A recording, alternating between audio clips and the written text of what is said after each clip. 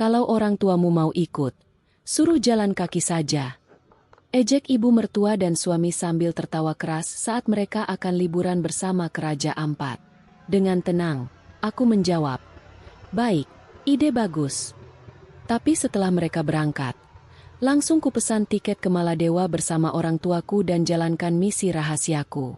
Suami dan ibu mertua histeris meneleponku tanpa henti karena kulakukan. Sebelum ceritanya dimulai, silakan tulis di kolom komentar dari daerah mana saja teman-teman yang menyimak cerita ini. Jangan lupa like dan subscribe agar channel Irama Dinda bisa semakin berkembang dan bisa mempersembahkan cerita yang lebih menarik lagi. Suasana ruang tamu rumah mewah itu terasa begitu ramai oleh suara tawa dua orang yang sedang sibuk memilih pakaian liburan. Rendra berdiri di dekat meja panjang sambil memasukkan beberapa potong pakaian mahal ke dalam koper besar bermerek di depannya. Ibu Ningsih sedang mencoba kacamata hitam baru sambil bercermin, lalu tertawa puas melihat penampilannya sendiri. Mereka sedang mempersiapkan perjalanan liburan menuju sebuah pulau wisata terkenal yang selama ini menjadi impian Ibu Ningsih. Seluruh biaya perjalanan mulai dari tiket pesawat kelas utama hingga penginapan mewah telah dibayar lunas tanpa sedikit pun menggunakan uang dari kantong Rendra maupun ibunya. Arum berjalan dari arah dapur membawa nampan berisi 3 gelas minuman dingin dan beberapa camilan ringan untuk suami dan ibu mertuanya. Dia mengenakan pakaian rumah yang sederhana rapi serta hijab yang menutup kepala dengan sopan tanpa sedikit pun perhiasan mencolok di tubuhnya.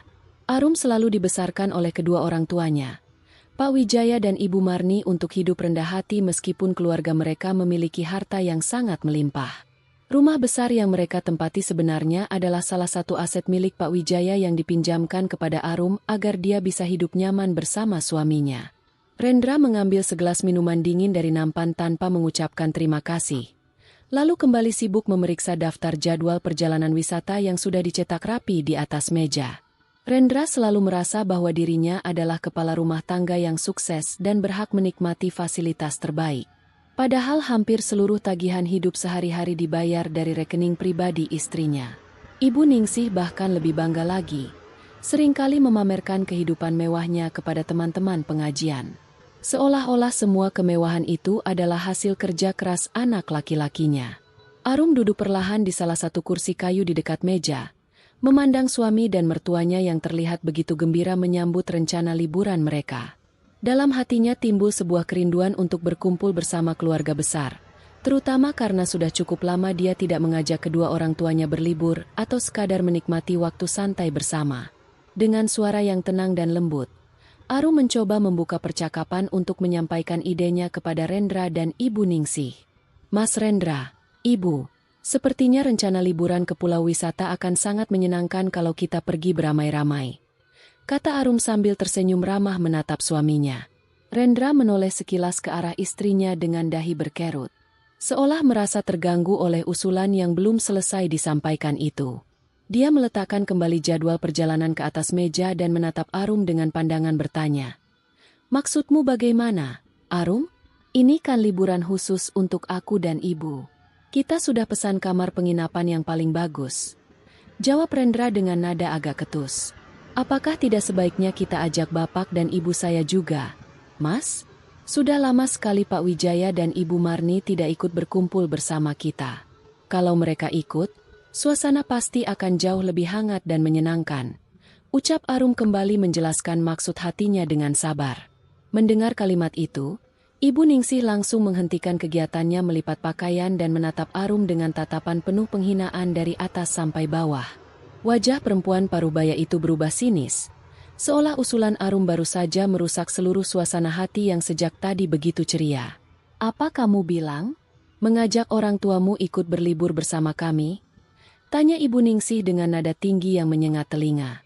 "Iya, Ibu. Saya pikir tidak ada salahnya kita berangkat bersama-sama sebagai satu keluarga," jawab Arum tetap tenang tanpa menunjukkan rasa takut. Ibu Ningsih tiba-tiba tertawa lepas dengan suara keras yang menggema di seluruh ruangan rumah. Seakan-akan usulan Arum adalah lelucon paling konyol yang pernah dia dengar seumur hidupnya. Dia menepuk pundak Rendra yang berdiri di sampingnya sambil terus tertawa mengejek. "Kalau orang tuamu mau ikut, suruh jalan kaki saja ke pulau wisata itu." "Hah? Jangan sampai mereka bikin malu kami di sana karena tidak biasa masuk ke tempat penginapan mewah. Seru Ibu Ningsih dengan suara lantang penuh kesombongan. Rendra bukannya menegur atau melarang ibunya berbicara kasar kepada mertuanya, justru ikut menyeringai dan menganggukkan kepala tanda setuju dengan hinaan itu. Dia memandang Arum dengan tatapan meremehkan, seolah lupa bahwa seluruh fasilitas hidup yang dia nikmati berasal dari kebaikan hati keluarga perempuan yang sedang dihina ibunya. Benar kata ibu, Arum, orang tuamu itu penampilannya terlalu sederhana. Nanti malah membuat kami merasa tidak nyaman saat bertemu tamu-tamu penting di sana. Sudah, kamu tidak perlu banyak usul, biar aku dan ibu saja yang berangkat. Tambah Rendra tanpa sedikit pun rasa bersalah. Arum terdiam di kursi duduknya, mendengarkan setiap kata hinaan yang baru saja keluar dari mulut suami dan mertuanya dengan saksama. Tidak ada air mata yang menetes dari matanya. Tidak ada pula bentakan amarah atau bantahan kasar untuk membela kehormatan Pak Wijaya dan Ibu Marni.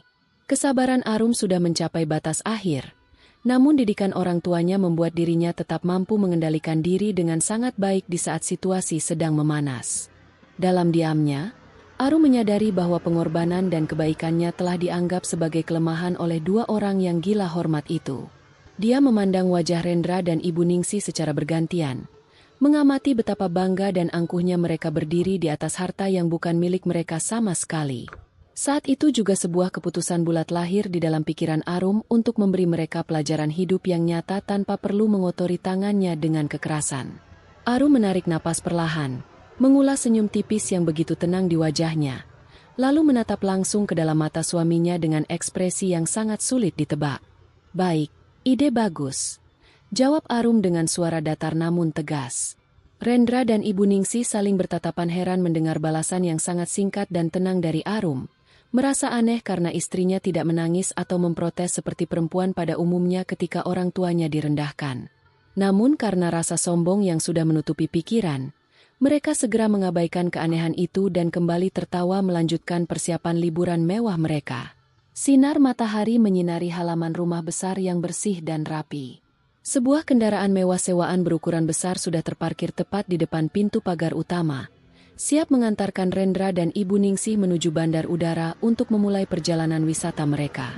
Sopir kendaraan itu dengan sigap turun dan membantu mengangkat 2 koper besar milik Ibu Ningsih dan 1 koper milik Rendra ke dalam bagasi belakang dengan penuh rasa hormat.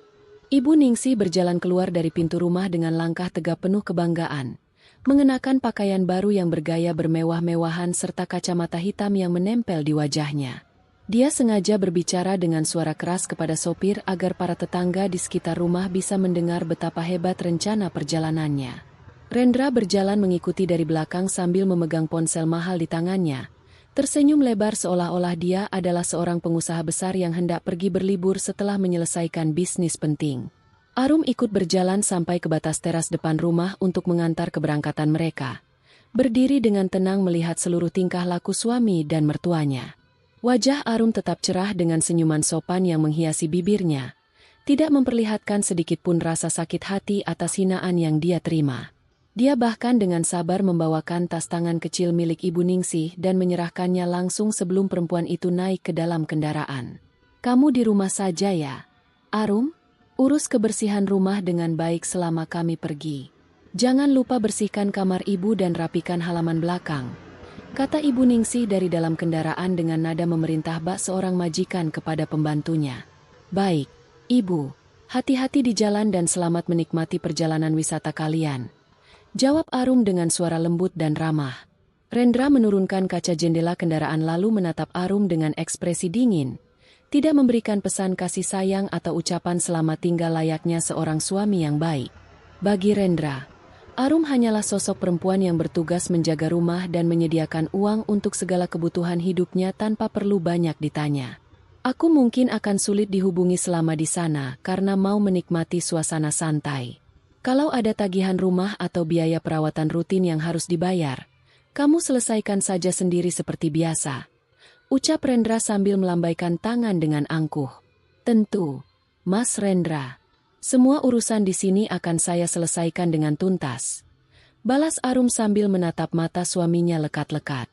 Kendaraan mewah itu perlahan bergerak meninggalkan halaman rumah, meluncur mulus melewati jalanan perumahan hingga akhirnya hilang dari pandangan di ujung jalan utama. Arum tetap berdiri di tempatnya, menyaksikan kepergian dua orang yang selama ini telah memeras kebaikan hatinya demi memuaskan ambisi pribadi mereka.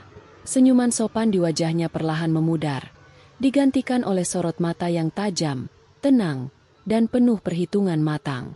Arum membalikkan badan dan melangkah masuk ke dalam rumah yang seketika terasa jauh lebih damai tanpa kehadiran Rendra dan Ibu Ningsih. Dia berjalan menuju ruang kerjanya di lantai 2, sebuah ruangan yang tidak pernah dimasuki oleh suaminya karena Rendra tidak pernah mau tahu dari mana aliran dana rumah tangga itu berasal. Di atas meja kerja dari kayu jati yang bersih, Arum mengambil ponsel pribadinya dan membuka daftar kontak untuk mencari nomor seseorang yang sangat dia percayai. Tanpa ragu sedikit pun, Arum menekan tombol panggilan ke nomor Pak Bambang, pengacara pribadi keluarga Suwandi yang sudah puluhan tahun mengurus seluruh urusan hukum serta aset bisnis milik ayahnya. Suara nada sambung hanya terdengar 2 kali sebelum panggilan itu dijawab dari seberang sana dengan suara laki-laki yang tegas dan sopan. "Selamat pagi, Ibu Arum. Ada yang bisa saya bantu?" Sapa Pak Bambang dari seberang telepon. "Selamat pagi, Pak Bambang. Waktunya sudah tepat sekarang. Saya minta bantuan Bapak untuk segera menjalankan rencana yang sudah kita bicarakan sebelumnya," kata Arum dengan suara jernih dan tenang tanpa ragu. "Apakah Bapak Rendra dan ibunya sudah berangkat menuju pulau wisata?" tanya Pak Bambang untuk memastikan situasi lapangan. "Mereka baru saja keluar dari pagar rumah." "Pak Bambang, silakan blokir seluruh rekening bank, kartu kredit, serta semua fasilitas pembayaran atas nama saya yang digabungkan atau dipinjam oleh Rendra sekarang juga," perintah Arum dengan tegas. "Baik, Ibu Arum. Tim hukum kami sudah menyiapkan seluruh prosedur pemblokiran dana dari pusat. Seluruh kartu pembayaran yang dipegang oleh Bapak Rendra tidak akan bisa digunakan dimanapun. Bagaimana dengan dokumen hukum perdata yang Ibu minta?" tanya Pak Bambang kembali. "Kirimkan tim hukum dan petugas pengamanan ke rumah ini untuk membantu saya mengosongkan barang-barang pribadi mereka. Setelah itu, segera ajukan surat gugatan cerai saya ke pengadilan," jawab Arum sambil memandang keluar jendela menuju arah langit yang cerah. "Semuanya akan segera diproses dengan rapi. Ibu Arum, Bapak Wijaya dan Ibu Marni juga sudah menunggu kabar dari Ibu," ucap Pak Bambang sebelum mengakhiri percakapan resmi tersebut. Arum meletakkan ponselnya ke atas meja kerja, lalu menarik napas panjang dengan rasa lega yang luar biasa memenuhi seluruh dadanya. Tidak ada rasa sedih ataupun penyesalan atas langkah besar yang baru saja dia ambil untuk mengakhiri pernikahan yang tidak sehat ini. Hinaan tentang orang tuanya yang disuruh jalan kaki menjadi tanda dimulainya sebuah pembalasan yang akan mengajarkan arti kehormatan kepada mereka yang menyombongkan diri. Suara langkah kaki Arum terdengar begitu tenang saat dia menuruni anak tangga rumah dari kayu jati menuju ruang tamu utama. Setelah panggilan teleponnya dengan Pak Bambang selesai, dia sudah siap memulai seluruh rangkaian misi rahasia yang selama ini dia susun dengan sangat hati-hati. Arum berjalan menuju meja kerjanya di ruangan khusus, membuka layar komputer pribadi yang memiliki sistem pengamanan tinggi, lalu memeriksa aliran dana pada seluruh rekening bank miliknya. Arum sengaja membiarkan Rendra mengelola sebagian kecil dana operasional rumah tangga melalui kartu pembayaran tambahan agar suaminya merasa dihargai sebagai seorang laki-laki. Namun, seluruh saldo utama dari keuntungan usaha serta warisan keluarga Suwandi tetap berada di bawah kendali penuh nama Arum. Dengan gerakan jari yang cepat dan teratur, Arum menarik seluruh saldo yang tersisa di rekening bersama yang selama ini diakses oleh Rendra. Dana puluhan juta rupiah yang berada di rekening itu sebenarnya adalah uang hasil keuntungan usaha perkebunan milik ayahnya yang ditransfer oleh Arum. Arum memindahkan seluruh uang itu kembali ke rekening induk rahasia yang tidak pernah diketahui oleh suaminya. Setelah saldo rekening bersama menjadi 0, dia masuk ke menu layanan perbankan untuk membatalkan seluruh kartu pembayaran penjamin yang saat ini sedang dibawa oleh Rendra ke Pulau Wisata Raja Ampat. Arum menekan tombol pembatalan dengan wajah tanpa ragu, memutus seluruh urat nadi keuangan yang selama ini menjadi sumber kesombongan suami dan ibu mertuanya. Suara kendaraan roda 4 terdengar memasuki halaman utama rumah. Pak Bambang datang bersama 4 orang petugas pengamanan berseragam rapi dan 3 orang tenaga kerja pengemas barang yang membawa banyak kotak karton berukuran besar. Arum menyambut kedatangan mereka di pintu masuk dengan senyuman ramah lalu mempersilakan seluruh tim hukum dan petugas pengamanan untuk masuk ke dalam rumah. Pak Bambang memperlihatkan serangkaian berkas resmi yang sudah dilampiri tanda tangan sah dari Pak Wijaya selaku pemilik asli bangunan rumah mewah tersebut. Selamat pagi, Ibu Arum. Seluruh akses perbankan milik Bapak Rendra sudah resmi dibekukan oleh pihak Bank Sentral. Sekarang kami siap membantu Ibu mengosongkan seluruh barang pribadi milik mereka sesuai petunjuk, kata Pak Bambang sambil membuka catatan inventaris rumah. Terima kasih banyak atas kerja cepatnya, Pak Bambang. Silakan kemas seluruh pakaian, sepatu, jam tangan, dan barang-barang pribadi milik Rendra serta Ibu Ningsih yang ada di kamar utama dan kamar tamu lantai bawah. Jangan sampai ada satupun barang milik mereka yang tertinggal di rumah ini, tetapi pastikan seluruh perabotan rumah tangga dan fasilitas asli rumah tetap berada di tempatnya, jawab Arum dengan suara lugas dan jelas. Para petugas pengemas barang segera bergerak cepat di bawah pengawasan ketat petugas pengamanan dan Pak Bambang. Mereka memasuki kamar tidur Rendra, membuka lemari pakaian besar, lalu memasukkan seluruh kemeja mahal, jas kerja, serta sepatu kulit milik Rendra ke dalam koper dan kotak karton. Di kamar tamu lantai bawah, barang-barang milik Ibu Ningsih berupa tas-tas mahal, koleksi pakaian pesta, dan kosmetik mewah juga dikemas dengan rapi tanpa merusak satu barang pun. Arum hanya berdiri mengawasi dari dekat ruangan tamu, melihat betapa banyaknya barang kemewahan yang dibeli oleh Ibu Ningsih menggunakan hasil keringat keluarganya. Semua berkas gugatan cerai sudah didaftarkan ke pengadilan agama. Untuk masalah penyalahgunaan dana perusahaan oleh Bapak Rendra, tim audit internal kita juga sudah menyelesaikan laporan lengkapnya, ucap Pak Bambang sambil menyerahkan salinan surat resmi kepada Arum. Biarkan proses hukum perceraian ini berjalan sesuai aturan yang berlaku, Pak Bambang.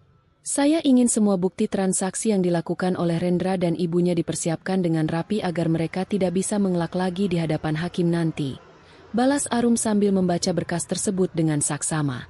Setelah proses pengemasan barang selesai, seluruh koper dan kotak berisi barang milik Rendra serta Ibu Ningsih diangkut ke dalam mobil box pengirim barang yang sudah disewa khusus. Arum meminta petugas keamanan perumahan untuk mengganti seluruh kunci gembok pagar utama rumah. Setelah memastikan seluruh pintu rumah terkunci dengan aman dan rumah berada di bawah penjagaan petugas pengamanan, Arum masuk ke dalam mobil pribadinya untuk menuju tempat tinggal orang tuanya. Perjalanan menuju rumah Pak Wijaya dan Ibu Marni memakan waktu melewati jalan raya yang cukup lancar. Kedua orang tua Arum tinggal di sebuah rumah yang sangat bersahaja, dikelilingi oleh pepohonan rindang dan taman bunga yang indah di sudut kota Surabaya yang tenang. Meskipun Pak Wijaya adalah pengusaha sukses dengan banyak aset tanah dan perusahaan besar, beliau selalu mengajarkan anak kandungnya untuk hidup sederhana dan tidak memamerkan kekayaan kepada orang lain. Saat Arum melangkah masuk ke teras rumah orang tuanya, Ibu Marni sedang menyiram tanaman hias di halaman depan, sementara Pak Wijaya duduk santai membaca surat kabar di kursi rotan. Melihat kedatangan anak perempuannya yang datang dengan wajah cerah, Ibu Marni segera meletakkan selang air dan memeluk Arum dengan penuh kasih sayang. Arum, tumben kamu datang? Bukankah suamimu dan ibunya sedang pergi berlibur? Tanya Ibu Marni sambil menuntun Arum duduk di kursi teras. Iya, Ibu. Mereka memang sudah berangkat ke pulau wisata. Justru karena mereka pergi, sekarang adalah waktu yang paling tepat untuk kita bertiga pergi berlibur bersama, jawab Arum sambil tersenyum hangat kepada kedua orang tuanya. Pak Wijaya melipat surat kabarnya lalu menatap wajah anak perempuannya dengan pandangan bijaksana yang sangat dalam. Sebagai seorang ayah, Pak Wijaya sudah lama mengetahui betapa buruknya perlakuan Rendra dan Ibu Ningsih terhadap Arum. Namun, beliau selalu menghormati keputusan Arum dalam menjaga rumah tangganya sampai anaknya sendiri yang mengambil keputusan tegas.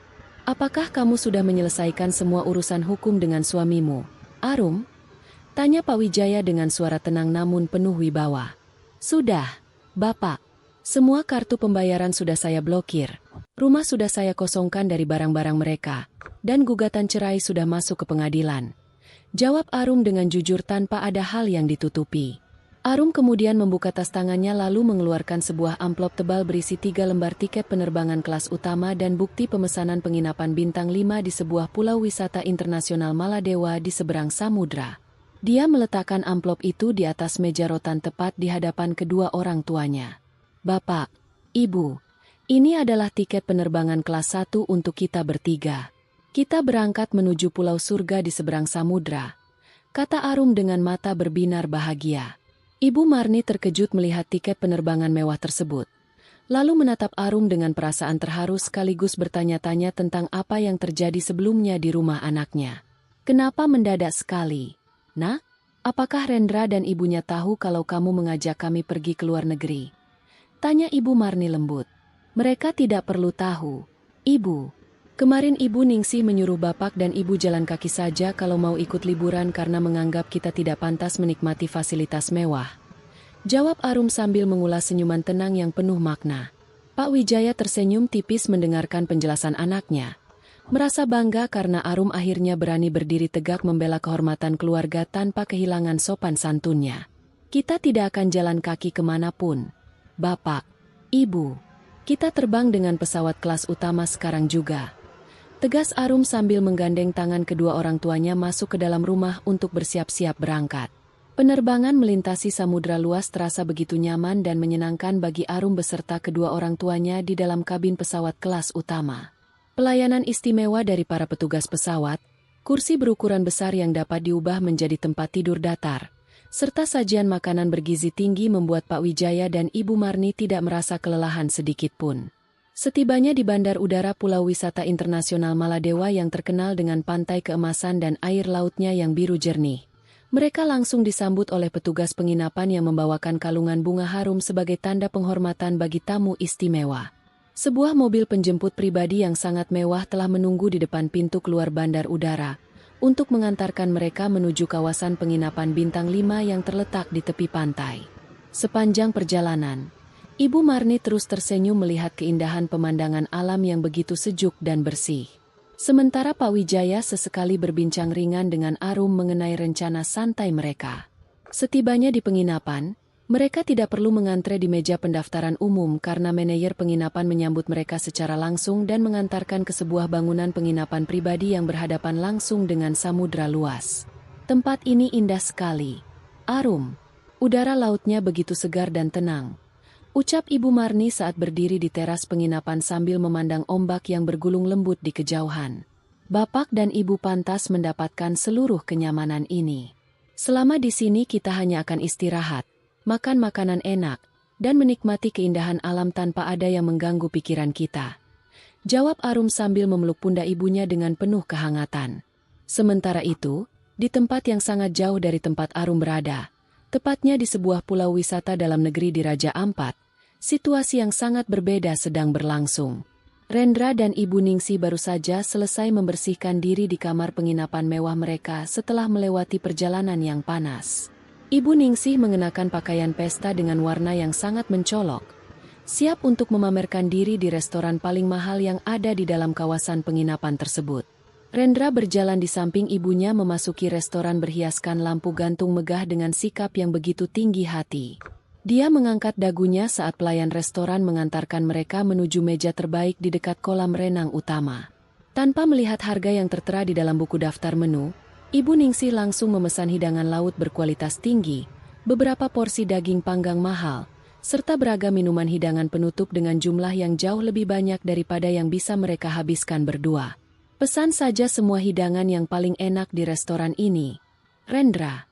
Ibu mau mengambil gambar makanan-makanan ini untuk dikirimkan ke kelompok obrolan teman-teman pengajian Ibu," kata Ibu Ningsih dengan suara keras agar tamu di meja sebelah bisa mendengarnya. "Tenang saja, Ibu. Mau pesan 10 porsi pun tidak masalah. Semua biaya makan malam kita tinggal digesek pakai kartu penjamin yang sudah aku siapkan," jawab Rendra sambil menepuk dompet kulitnya dengan senyum bangga. Di restoran itu, Ibu Ningsih sibuk mengambil foto dari berbagai sudut sambil terus membanggakan diri sendiri. Dia menghabiskan sebagian hidangan mahal tersebut dengan cara makan yang kurang sopan. Sesekali memanggil pelayan dengan lambaian tangan yang kasar hanya untuk meminta tambahan handuk basah atau mengganti gelas minuman yang baru diminum setengahnya. Para pelayan restoran tetap melayani mereka dengan sopan sesuai aturan kerja. Meskipun beberapa tamu lain mulai merasa terganggu oleh suara tawa Ibu Ningsih yang terlalu keras di ruangan yang elegan itu. Setelah kenyang dan merasa puas memamerkan kemewahannya, Rendra mengangkat tangan kanan untuk memanggil pelayan restoran agar membawakan lembar tagihan pembayaran. Seorang pelayan laki-laki berseragam rapi datang membawakan sebuah map kulit kecil berisi daftar tagihan makan malam mereka yang jumlahnya mencapai belasan juta. Ini tagihannya, Bapak. Semua hidangan yang dipesan sudah termasuk pajak dan biaya pelayanan restoran, ucap pelayan tersebut dengan sopan. Rendra membuka map kulit itu sekilas tanpa merasa terkejut melihat angka tagihan yang sangat besar. Dia mengambil sebuah kartu pembayaran berwarna hitam dari dalam dompetnya. Sebuah kartu dengan limit pembelanjaan tinggi yang terhubung langsung dengan rekening milik Arum, lalu menyerahkannya kepada pelayan tersebut dengan gaya yang sangat sombong. Gesek saja kartu ini, tidak perlu pakai bukti tanda tangan kalau di bawah 20 juta, kata Rendra sambil bersandar nyaman di kursinya. Pelayan restoran menerima kartu tersebut dengan kedua tangan lalu berjalan menuju meja kasir yang terletak di sudut restoran. Rendra dan Ibu Ningsih kembali berbincang sambil menertawakan tetangga rumah mereka yang dianggap tidak pernah menikmati hidangan semahal itu.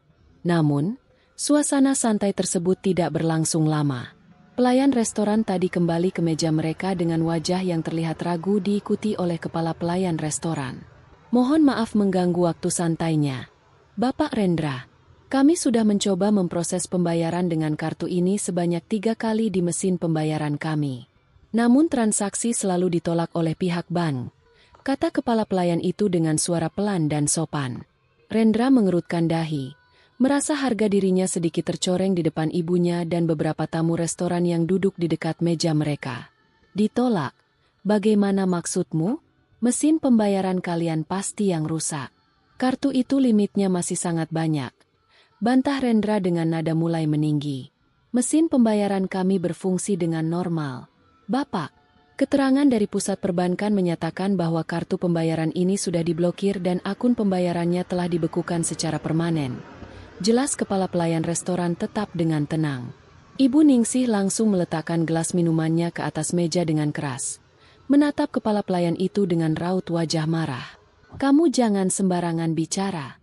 Anak saya ini pengusaha sukses. Coba pakai kartu yang lain. Rendra, jangan biarkan pelayan ini merendahkan kita, seru Ibu Ningsih dengan suara keras. Rendra dengan terburu-buru membuka dompetnya kembali, mengeluarkan 2 kartu pembayaran lain yang juga merupakan kartu tambahan dari rekening Arum, lalu melemparkannya ke atas meja restoran. Coba gesek kedua kartu itu sekarang.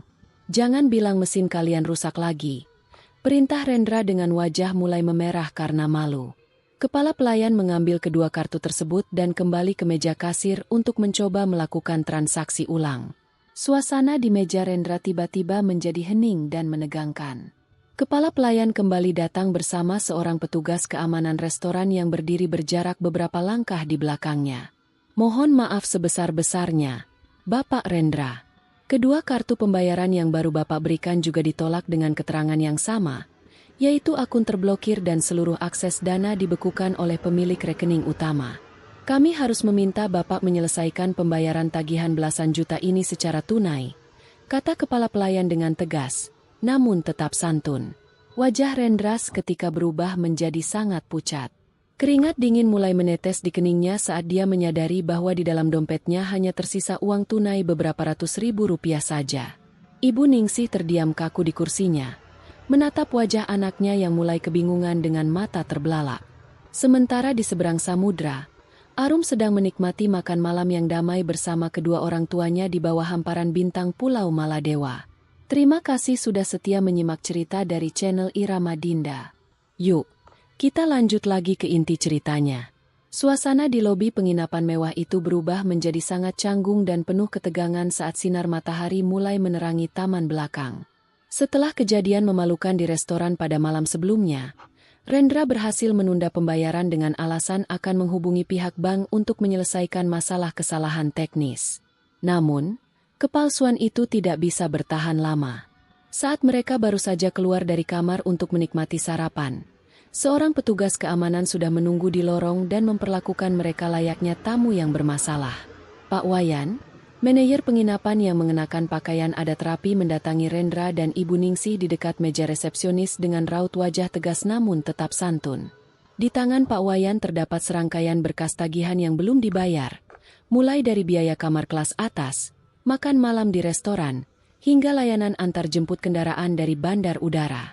Beberapa tamu penginapan lain yang sedang melewati kawasan lobi menoleh dengan rasa ingin tahu melihat pertengkaran kecil yang mulai terjadi di sudut ruangan.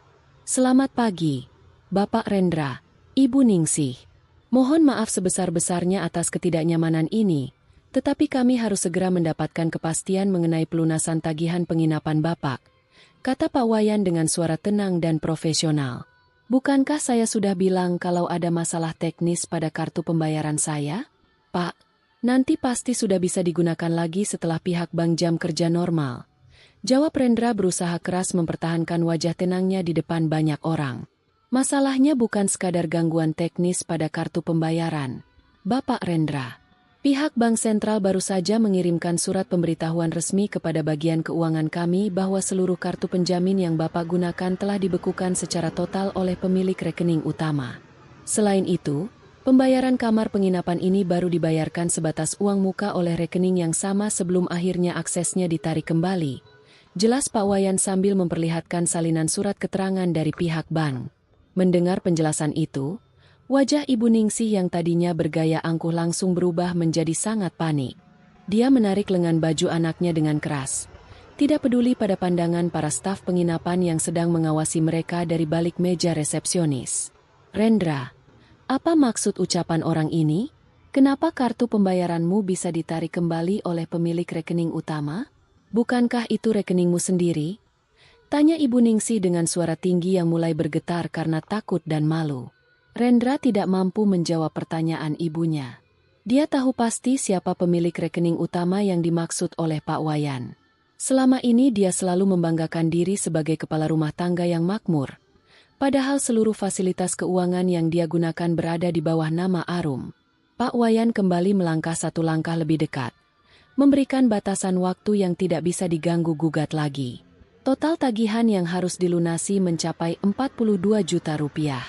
Bapak Rendra, jika Bapak tidak bisa melunasi seluruh tagihan tersebut, prosedur pengamanan penginapan mengharuskan kami untuk melaporkan kasus ini kepada pihak berwajib atas tuduhan penipuan fasilitas. Kata Pak Wayan dengan tegas tanpa memberi ruang untuk tawar-menawar. Laporkan kepada pihak berwajib. Kamu berani sekali mengancam kami seperti itu. Teriak Ibu Ningsih histeris sampai suaranya terdengar ke seluruh ruangan lobi. Ini bukan ancaman, Ibu. Ini adalah aturan hukum yang berlaku di tempat kami untuk melindungi kerugian penginapan. Jawab Pak Wayan sambil menundukkan kepala sedikit lalu melirik ke arah dua orang petugas pengamanan yang siap berjaga di dekat pintu keluar. Dalam keadaan terdesak dan benar-benar dipermalukan di hadapan banyak orang, tangan Rendra bergetar hebat saat dia mengambil ponsel dari saku celananya. Dia harus menghubungi Arum saat itu juga untuk menyuruh istrinya membuka kembali blokir rekening dan mentransfer uang pembayaran.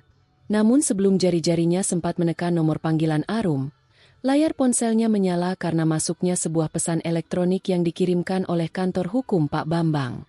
Pesan itu berisi salinan dokumen resmi yang telah ditandatangani oleh Pengadilan Agama. Di bagian paling atas dokumen tersebut tertulis dengan huruf tebal, surat gugatan cerai dan pemberitahuan pengosongan rumah. Wajah Rendra menjadi seputih kertas saat dia membaca keterangan di bagian bawah surat yang menyatakan bahwa seluruh barang pribadinya serta barang milik Ibu Ningsih telah dipindahkan keluar dari rumah besar yang sah atas nama Bapak Wijaya Suwandi. Ada apa, Rendra? Siapa yang mengirim pesan itu? Cepat telepon Arum sekarang juga. Suruh perempuan itu bayar semua tagihan kita. Seru Ibu Ningsih yang semakin kehilangan kendali diri di lobi penginapan. Rendra menatap ibunya dengan tatapan kosong yang penuh kehancuran. Tangannya lemah sampai ponsel mahal itu hampir terjatuh ke lantai lobi penginapan. Kita sudah habis, Bu. Arum menggugat cerai aku dan semua barang-barang kita sudah dikeluarkan dari rumah. Bisik Rendra dengan suara parau yang hampir tidak terdengar. Ibu Ningsih terbelalak tidak percaya. Seluruh kesombongan dan kebanggaan yang dia pamerkan runtuh tanpa sisa di tengah-tengah lobi penginapan mewah yang kini terasa seperti neraka bagi mereka berdua.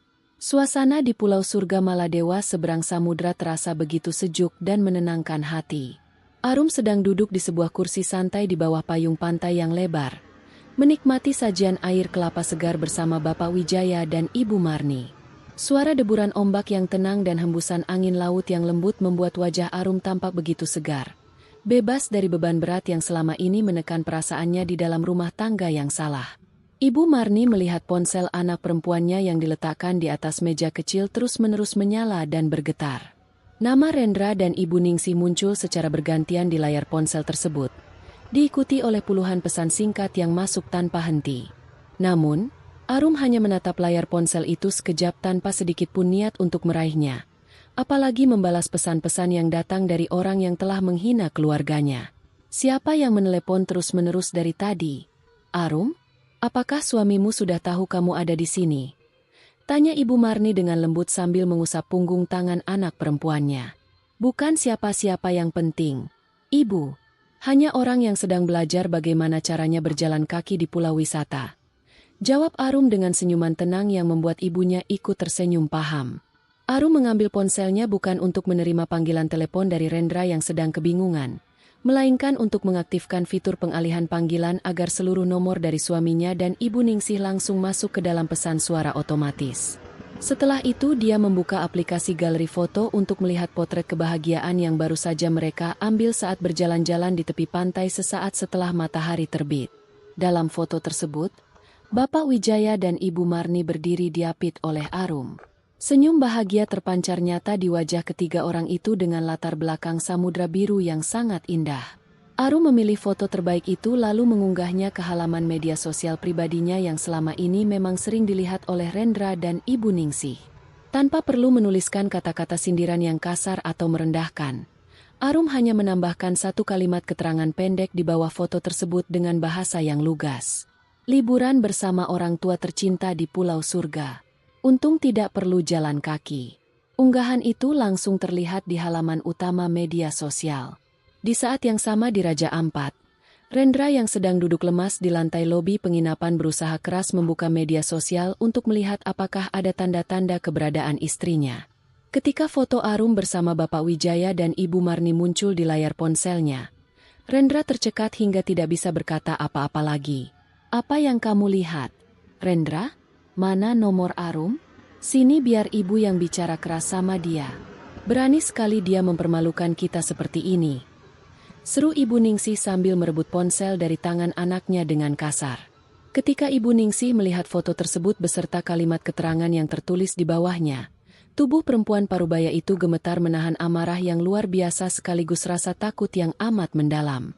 Dia baru menyadari bahwa perempuan sederhana yang selama ini dia hina dan dia suruh jalan kaki ternyata mampu membawa kedua orang tuanya terbang melintasi samudra menuju pulau liburan kelas dunia, tanpa membutuhkan bantuan keuangan sedikit pun dari anaknya. Arum, perempuan tidak tahu diuntung. Teriak Ibu Ningsih sambil memencet tombol panggilan video berulang-ulang dengan mata merah dan napas terengah-engah. Namun, tidak ada satupun panggilan video itu yang terhubung. Layar ponsel hanya menampilkan pesan otomatis bahwa nomor yang dituju tidak bersedia menerima panggilan pada saat ini.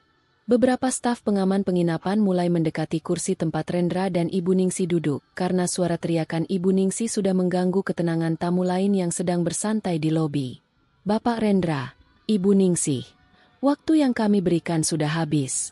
Karena Bapak tidak mampu memberikan alat pembayaran yang sah, kami terpaksa menyita beberapa barang berharga yang Bapak dan Ibu bawa sebagai jaminan sementara sebelum petugas berwajib datang. Kata Pak Wayan yang kembali datang bersama dua petugas pengamanan berbaju hitam. Jangan sentuh barang-barang saya. Ini semua barang mahal. Jerit Ibu Ningsih sambil memeluk tas mewahnya erat-erat ke dalam pelukannya. Rendra hanya bisa menundukkan kepala dalam-dalam, menutup wajahnya dengan kedua telapak tangan saat para petugas pengamanan mulai mengarahkan mereka menuju ruangan kantor pengelola penginapan untuk menyelesaikan proses penyitaan barang. Selama ini hidup di bawah kesombongan, Rendra akhirnya merasakan sendiri bagaimana rasanya diinjak-injak harga dirinya di hadapan umum karena perbuatannya sendiri. Sementara itu di Pulau Surga Maladewa seberang samudra, Arum memasukkan kembali ponselnya ke dalam tas kecil, lalu berdiri dan menggenggam tangan kedua orang tuanya dengan penuh kehangatan. Ayo kita pergi ke restoran sebelah sana. Bapak, Ibu, saya sudah memesan hidangan laut terbaik untuk makan siang kita, kata Arum dengan suara lembut, meninggalkan seluruh kekacauan hidup masa lalunya jauh di seberang lautan. Ruang kantor pengelola penginapan mewah itu terasa begitu dingin dan menyudutkan bagi dua orang yang biasa menyombongkan diri di hadapan orang lain. Pak Wayan duduk tenang di balik meja kerjanya sambil memperlihatkan seluruh rincian biaya yang belum dilunasi oleh Rendra dan Ibu Ningsih selama menginap. Dua orang petugas pengamanan berseragam hitam berdiri dengan posisi tegap di dekat pintu keluar memastikan tidak ada usaha melarikan diri dari tamu yang bermasalah tersebut. Seluruh kartu pembayaran yang dibawa oleh Rendra sudah terbukti tidak bisa digunakan lagi karena pemblokiran total dari bank sentral sesuai perintah Arum. Tanpa adanya aliran uang dari rekening utama, seluruh kemewahan yang selama ini dibanggakan oleh Ibu Ningsih runtuh dalam sekejap mata. Ibu Ningsih memeluk tas kulit mewahnya dengan erat sambil menundukkan wajah. Tidak berani lagi menatap mata para petugas penginapan yang sejak tadi memperlakukan mereka dengan sangat tegas. Sebelumnya, perempuan parubaya itu masih berbicara dengan nada tinggi dan tertawa keras di restoran mewah sambil merendahkan orang tua Arum. Kini jangankan untuk memesan hidangan mahal, untuk membayar tagihan kamar dan biaya makan malam saja anaknya sudah tidak memiliki kemampuan keuangan sama sekali. Pak Wayan memberikan pilihan terakhir yang sangat jelas, yaitu melunasi seluruh kewajiban pembayaran saat itu juga dengan uang tunai atau menyerahkan barang berharga senilai tagihan sebelum petugas berwajib datang membawa mereka untuk diproses secara hukum. Rendra duduk dengan tubuh membungkuk di samping ibunya. Merasa harga dirinya sudah hancur lebur tanpa sisa di hadapan orang-orang yang dulu dia perintah dengan angkuh. Dia tahu betul bahwa dirinya tidak berani menghadap penegak hukum, karena perbuatannya memang memenuhi unsur pelanggaran dan penipuan fasilitas penginapan. Dengan suara bergetar dan rasa malu yang amat sangat, Rendra akhirnya menoleh ke arah ibunya untuk meminta persetujuan yang paling menyakitkan bagi seorang perempuan gila kemewahan. "Ibu, kita tidak punya pilihan lain lagi. Semua rekening dan kartu pembayaran dari Arum sudah mati total. Ibu harus melepaskan perhiasan emas dan jam tangan yang ibu pakai supaya kita bisa membayar tagihan penginapan ini dan membeli tiket pesawat untuk pulang ke kota kita," kata Rendra dengan suara pelan yang terdengar putus asa. Mendengar permintaan anaknya, Ibu Ningsih langsung menggelengkan kepala dengan keras sambil meneteskan air mata kemarahan. Dia menatap Rendra dengan pandangan tajam. Tidak rela harta kesayangannya harus dipotong dan dijual demi menutupi malu di penginapan tersebut. "Kamu gila, Rendra. Ini jam tangan mahal dan gelang emas asli yang ibu beli saat berkumpul dengan teman-teman pengajian.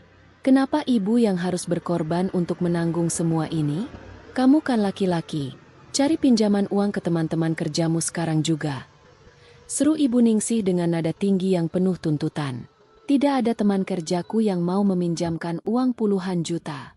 Semua orang tahu aku selalu hidup berkecukupan dari uang Arum. Kalau ibu tetap keras kepala mempertahankan barang-barang itu, petugas pengamanan di pintu itu akan membawa kita berdua ke kantor polisi. Apakah ibu mau tidur di dalam penjara?" jawab Rendra dengan suara tertahan karena menahan amarah yang meledak di dalam dadanya. Ancaman penjara itu akhirnya membuat Ibu Ningsih terdiam kaku dengan wajah seputih kapas.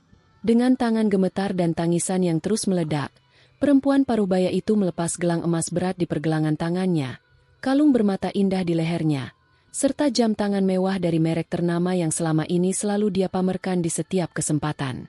Pak Wayan kemudian memanggil seorang pedagang perhiasan terpercaya yang bekerja sama dengan pihak penginapan untuk melakukan penaksiran nilai barang secara adil dan terbuka di dalam ruangan kantor tersebut. Setelah penaksiran selesai dilakukan, uang hasil penjualan barang berharga milik Ibu Ningsih dipotong langsung untuk melunasi seluruh tagihan kamar, hidangan restoran, serta denda keterlambatan pembayaran yang tertera di dalam buku penginapan. Sisa uang dari penjualan tersebut diserahkan kembali ke tangan Rendra. Jumlahnya hanya cukup untuk membeli 2 lembar tiket penerbangan kelas ekonomi paling murah dengan jadwal keberangkatan larut malam menuju kota kediaman mereka. Tidak ada lagi layanan jemputan kendaraan mewah atau perlakuan istimewa dari para petugas penginapan saat mereka melangkah keluar dari halaman penginapan. Perjalanan menuju bandar udara harus mereka tempuh dengan menggunakan kendaraan angkutan umum yang terasa panas dan sesak oleh penumpang lain. Sepanjang perjalanan di dalam angkutan umum itu, Ibu Ningsih tidak henti-hentinya mengomel dan menyalahkan Rendra atas semua kekacauan yang terjadi. Wajahnya yang biasanya dihiasi riasan tebal kini terlihat kusam dan penuh kerutan karena kelelahan serta rasa frustrasi yang mendalam. "Kamu itu memang laki-laki lemah. Rendra, gila sekali kamu membiarkan perempuan seperti Arum menginjak-injak kepala kita sampai seperti ini. Dari dulu ibu sudah bilang kamu harusnya menguasai semua harta kekayaannya supaya dia tidak bisa bersikap sewenang-wenang kepada suami sendiri. Omel Ibu Ningsih tanpa memedulikan tatapan heran dari penumpang lain di dalam kendaraan tersebut. Rendra yang sudah sangat lelah lahir dan batin akhirnya tidak mampu lagi menahan kesabarannya mendengarkan omelan ibunya. Dia menoleh ke arah Ibu Ningsih dengan mata memerah, menumpahkan seluruh kenyataan pahit yang selama ini selalu dia sembunyikan demi menjaga kesombongan ibunya di depan orang lain. Cukup, Ibu. Jangan bicara lagi. Ibu tahu tidak? Rumah besar yang kita tempati, kendaraan bagus yang selalu Ibu pamerkan, sampai makanan mahal yang Ibu makan setiap hari itu semuanya dari uang keluarga Arum. Aku ini cuma pegawai biasa yang gajinya tidak akan pernah cukup untuk membiayai gaya hidup mewah Ibu. Mulai sekarang Ibu harus sadar kalau kita ini bukan siapa-siapa tanpa Arum. Bentak Rendra dengan suara keras yang membuat seisi kendaraan umum itu terdiam seketika. Ibu Ningsih terkejut mendengar bentakan keras dari anak laki-laki yang selama ini selalu menuruti semua keinginannya. Perempuan itu menutup mulutnya dengan tangan lalu menangis terseduh-seduh sepanjang sisa perjalanan menuju bandar udara, menyadari bahwa pilar kemewahan yang dia banggakan selama ini telah runtuh seluruhnya. Setibanya di bandar udara, mereka harus menunggu berjam-jam di ruang tunggu penerbangan kelas ekonomi yang penuh sesak oleh banyak calon penumpang. Tidak ada lagi makanan ringan istimewa atau kursi empuk seperti saat mereka berangkat. Saat penerbangan larut malam itu akhirnya tiba, Rendra dan Ibu Ningsih duduk di barisan kursi belakang dekat kamar kecil pesawat, menempuh perjalanan pulang dengan perasaan hancur dan tubuh yang terasa sangat lelah. Merek mendarat di Bandar Udara Kota Surabaya ketika hari sudah memasuki waktu dini hari. Karena tidak memiliki uang lebih untuk menyewa kendaraan pribadi, Rendra terpaksa mengajak ibunya menaiki taksi umum biasa untuk pulang menuju rumah besar yang selama ini menjadi tempat tinggal mereka. Dalam pikiran Rendra, dia ingin segera sampai di rumah, mandi dengan air hangat, lalu tidur nyenyak sebelum memikirkan cara membujuk Arum agar mau mencabut gugatan cerai di pengadilan agama. Namun, harapan sederhana itu langsung musnah begitu taksi yang mereka tumpangi berhenti tepat di depan gerbang pagar utama rumah. Kondisi rumah besar itu terlihat gelap dan tenang, tetapi ada sesuatu yang berbeda pada bagian pintu pagar besi yang menjulang tinggi di depan mereka. Gembok pagar lama yang biasa dibuka oleh Rendra sudah diganti dengan kunci gembok baru yang jauh lebih besar dan kuat. Di depan pintu pagar tersebut, tepat di dekat pos penjagaan perumahan, terlihat beberapa koper pakaian berukuran besar dan puluhan kotak karton tebal yang ditumpuk dengan sangat rapi. Dua orang petugas keamanan perumahan berseragam lengkap berdiri menjaga tumpukan barang tersebut dengan wajah tegas saat melihat kedatangan Rendra dan Ibu Ningsih yang turun dari dalam taksi. Apa-apaan ini? Kenapa pagar rumahku digembok dari dalam?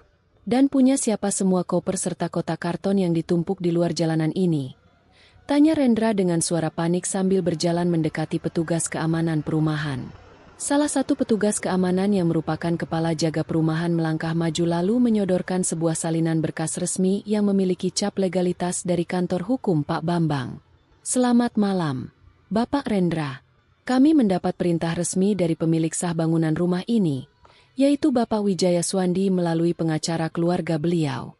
Bapak Rendra dan Ibu Ningsih sudah tidak diperkenankan lagi memasuki pekarangan rumah ini dalam bentuk apapun. Seluruh pakaian dan barang pribadi milik Bapak dan Ibu sudah dikemas dengan baik di dalam koper dan kotak karton ini. Jelas petugas keamanan tersebut dengan sopan namun sangat tegas. Ibu Ningsih langsung menjerit keras melihat koper-koper pakaian miliknya tergeletak di luar pagar rumah seperti barang buangan. Dia berlari mendekati pintu pagar besi dan mengguncang-guncang pagar tersebut sekuat tenaga sambil memanggil nama Arum dengan suara parau. Arum, keluar kamu perempuan jahat. Ini rumah anakku. Berani sekali kamu mengusir kami ke jalanan seperti ini.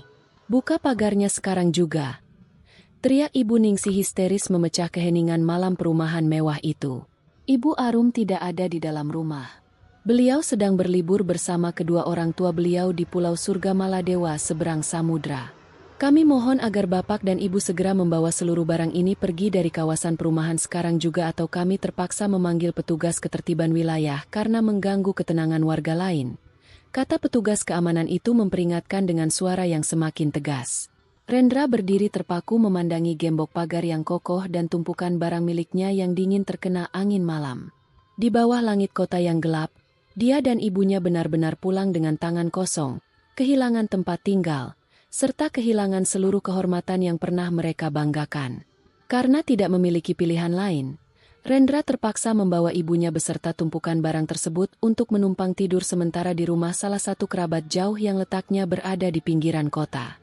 Rendra terbangun dengan kepala yang terasa sangat berat dan pikiran yang kacau balau. Semalaman dia tidak bisa memejamkan mata dengan tenang, karena terus memikirkan nasib rumah tangganya yang berada di ujung kehancuran.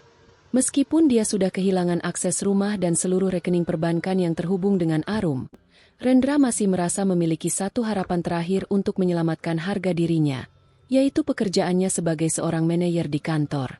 Dalam pemikiran Rendra, jabatannya di perusahaan besar itu adalah hasil dari kemampuan kerjanya sendiri. Dia meyakini bahwa dengan penghasilan bulanan dan fasilitas kantor yang dia miliki, dia masih bisa menyewa tempat tinggal yang layak untuk ibunya serta mencari bantuan penasihat hukum guna menghadapi gugatan cerai Arum di pengadilan agama. Dengan semangat yang dipaksakan, Rendra membuka salah satu kotak karton miliknya untuk mengambil kemeja kerja terbaik dan setelan jas rapi, lalu bergegas berangkat menuju gedung perkantoran tempat dia bekerja di pusat kota. Setibanya di lobi utama gedung perkantoran bertingkat tinggi itu, Rendra berusaha berjalan dengan gagah layaknya seorang pimpinan yang disegani oleh para pegawai lain. Dia menyapa beberapa rekan kerja yang berjalan melewati area lobi. Namun, kebanyakan dari mereka hanya membalas sapaan itu dengan anggukan singkat dan tatapan mata yang penuh tanda tanya.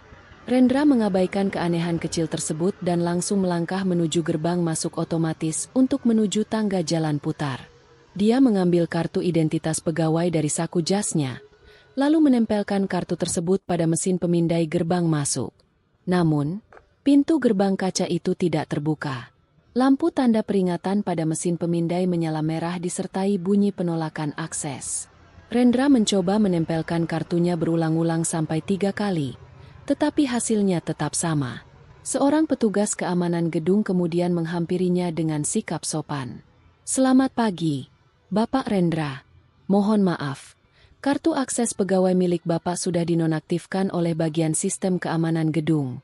Ibu Siska dari bagian kepegawaian sudah pesan kepada kami untuk meminta Bapak langsung naik ke lantai 10 menggunakan lift tamu begitu Bapak tiba di kantor," kata petugas keamanan tersebut sambil membukakan pintu pembatas manual. Rendra mengerutkan dahi merasa sangat tersinggung oleh gangguan akses tersebut. Dia beranggapan bahwa terjadi kesalahan sistem komputer yang merugikan waktu kerjanya. Tanpa banyak bicara, dia masuk ke dalam lift tamu dan menekan tombol lantai 10 tempat seluruh pimpinan manajemen dan kepegawaian perusahaan berkantor. Begitu pintu lift terbuka di lantai 10, suasana lorong kantor terasa sangat tenang dan serius. Rendra berjalan langsung menuju ruangan kantor milik Ibu Siska, manajer bagian kepegawaian yang memiliki wewenang penuh terhadap seluruh aturan tata tertib pegawai perusahaan. Tanpa mengetuk pintu terlebih dahulu, Rendra membuka pintu ruangan Ibu Siska dengan raut wajah tidak puas. "Selamat pagi, Ibu Siska. Saya mau protes mengenai sistem keamanan gedung kita di bawah. Kenapa kartu akses pegawai saya bisa terblokir dan dinonaktifkan tanpa ada pemberitahuan terlebih dahulu kepada saya? Ini sangat mengganggu kelancaran tugas saya," kata Rendra dengan suara ketus sambil duduk di kursi hadapan meja kerja Ibu Siska tanpa dipersilakan. Ibu Siska yang mengenakan pakaian kerja rapi duduk tenang di balik meja kerjanya. Perempuan tegas itu tidak memperlihatkan senyum ramah sedikit pun di wajahnya. Di atas meja kerjanya sudah tersedia sebuah map merah tebal berisi serangkaian dokumen keuangan dan berkas hukum perusahaan yang tertata sangat rapi. Dia menatap Rendra dengan pandangan dingin yang membuat suasana ruangan terasa semakin menegangkan. Kartu akses pegawai Bapak Rendra tidak mengalami kesalahan sistem sama sekali.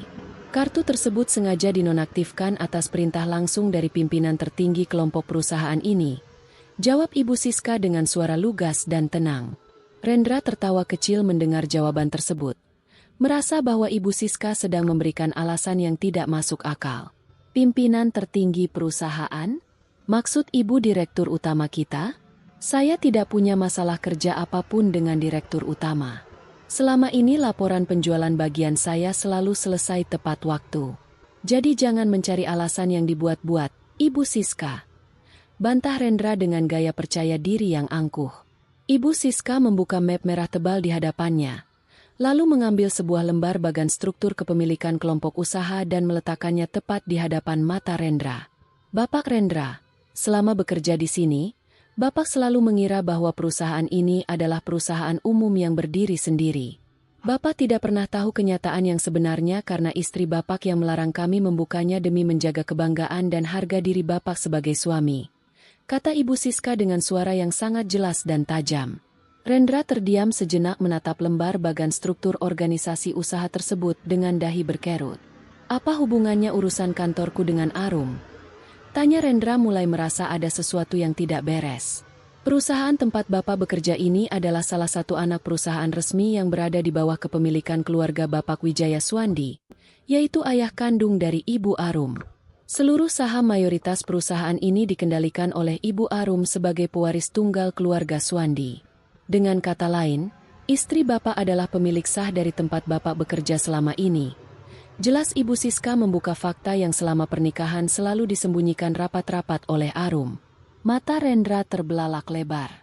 Napasnya seketika tertahan saat membaca tulisan nama Bapak Wijaya Suwandi dan nama Arum pada posisi puncak struktur kepemilikan perusahaan di dalam dokumen resmi tersebut. Selama ini dia selalu sombong, merasa mampu menghidupi diri sendiri melalui karir kantorannya. Padahal jabatan dan penghasilan bulanan yang dia nikmati di perusahaan itu adalah hasil kebaikan hati istrinya yang dengan diam-diam menempatkannya di sana, agar dia memiliki pekerjaan yang terhormat.